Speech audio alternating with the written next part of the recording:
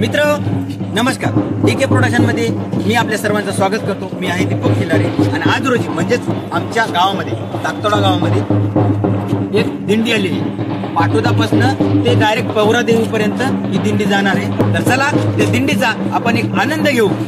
नेमकं त्यांची कॉस्ट्यूम, त्याची नाचण्याची शैली किंवा त्यांच्या बोलण्याची पद्धत, त्यांच्यासोबत थोड्याशा गप्पा मारणार आहोत, त्यांच्यासोबत आपण थोडासा संवाद करणार आहोत। तर बघू एकदा त्यांच्यासोबत आपण गप्पामध्ये काय नवीन हितगुज त्यांच्या गावाकडचं, त्यांच्या सराउंडिंग एरियामधलं काय हितगुज ते सांगतील आपण एकदा ऐकू।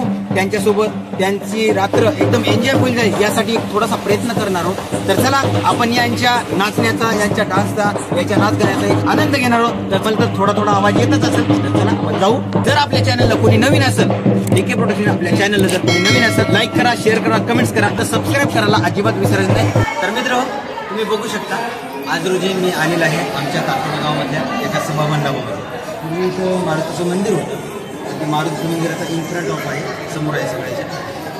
तर त्याच्याच बाजूला हे सभामंडप इथं बनवलेलं आहे। तर तुम्ही बघू शकता सगळे काही दिंडीची जी काही पब्लिक आहे ही सगळी पब्लिक इथं बसलेली आहे, आराम करत आहे आणि पूर्ण दमून भागून आलेली। जेव्हा काही दमलेत, खूप काही इथं नाच गाणं झालेलं आहे। चला यामधले काही ठराविक माणसं त्यांच्यासोबत आपण गप्पा मारू। आपल्या चॅनलवर आत्माराम चौहान हे आपल्यासाठी बोलण्यासाठी त्यांचे आलेले आहेत, आपण त्यांना थोड्याशा गप्पा मारू। तर आत्माराम चौहान काका, खरंच तुमचं आमच्या डीके प्रोडक्शन चॅनलवर खरंच मनभावातून स्वागत करतो। आत्माराम काका, तुम्हाला एक आमचा असा प्रश्न आहे की आमचं हे आदर्श ताकतोडा गाव हे तुम्हाला या तुमच्या काळामध्ये, जसं तुम्ही जेव्हापासून आमच्या गावामध्ये यायले दिंडी तुम्ही रुजू केली त्यावेळेसपासून हे आदर्श ताकतोडा गाव हे तुम्हाला कसं वाटतं? हे आम्हाला 8 मुक्कामापैकी हा एक मुक्काम आहे। अतिशय सुंदर आणि चांगल्या प्रकारे आणि सेवा करण्यामध्ये आम्हाला चांगलं वाटतं। प्रत्येक ठिकाणी जेवण वगैरे झालं, काही अडचण, काही कमी पडलं, व्यवस्थितरित्या तुमची सगळी काळजी घेतली, झोपण्याची, राहण्याची, खाण्यापिण्याची सगळी काही सोय व्यवस्थित आहे। ठीक आहे, धन्यवाद, तुमचा अमूल्य वेळ आम्हाला दिला। आता एक काम करा, व्यवस्थित छान पद्धतीने झोप करा, सकाळी परत तुम्हाला चालू व्हायचं। तर मित्र आज आपल्या चॅनलवर एक भीमराव राठोड म्हणून एक प्रतिष्ठित व्यक्ती आलेले आहेत। तर ते विशेषतः तुम्ही बघू शकता की त्यांची हलगी, बरोबर, ही हलगी आहे नागराज मंजुळेच्या काळातली। नागराज मंजुळेने एक प्रसिद्ध असा पिक्चर काढला सैराट, त्यामधली ही हलगी ही खूप चांगल्या पद्धतीत वाजवतात। भीमराव दादा, तुम्हाला एक आमचा असा प्रश्न आहे की तुम्हाला आमच्या गावामध्ये काही कमीपणा वाटला का? नाही, काही नाही, एकदम तुमची सोय वगैरे चांगली व्यवस्थित झाली? चांगली, एकदम व्यवस्थित चांगलं तुम्ही चालत आली? आम्ही आलो पाठवून देऊन चांगली गोष्ट आहे, तुम्ही आमच्या गावामध्ये आले। बरं, येई तुम्हाला आमचं गाव कसं वाटतं? नाही, एकदम छान वाटलं, एकदम छान वाटलं। ही हलगीच्या विषयात तुम्ही सांगू शकता का? ही कधीपासून तुम्ही हलगी वाजवता?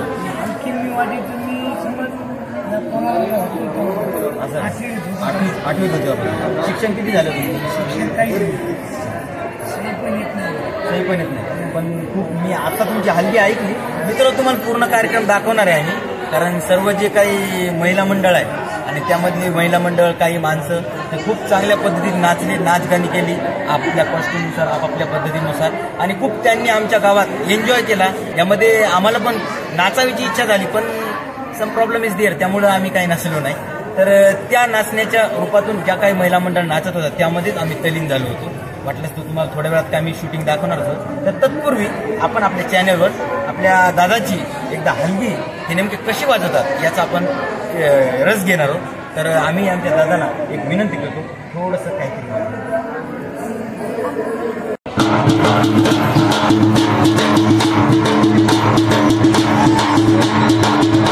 नागराज मंजुळेनं, एक दिग्दर्शकानं खूप चांगल्या पद्धतीत हलगी काय त्यामध्ये खूप विस्तृत पद्धतीत मांडलेलं आहे। तर चला एकदा बघू आपण हलगी वाजून आपल्याला वाजवता येते का?